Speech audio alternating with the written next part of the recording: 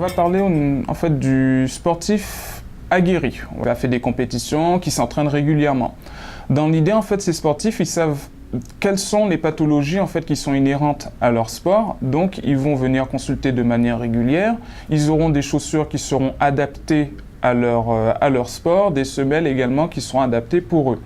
Après, pour les sportifs amateurs, ceux qui font du jogging le dimanche ou qui font du vélo, etc., finalement, les conseils sont plus ou moins les mêmes. C'est-à-dire qu'il faut toujours s'échauffer avant de commencer son activité sportive.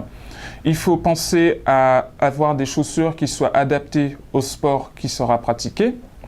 Les consultations en fait au niveau du pédicure podologue, donc toujours lors des premières fois en fait il y aura sûrement des désagréments, des ampoules, par exemple des ongles qui vont, des hématomes sous l'ongle à cause d'un choc ou des micro-traumatismes dans la chaussure.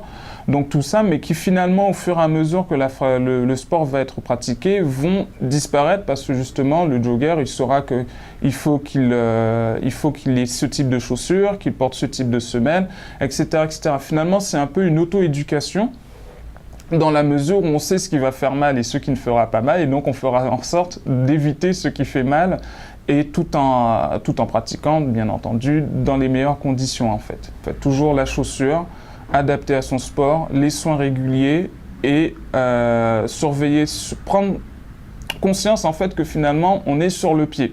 Et que donc, c'est pas parce que sur le coup on a pas mal qu'on aura pas mal par la suite.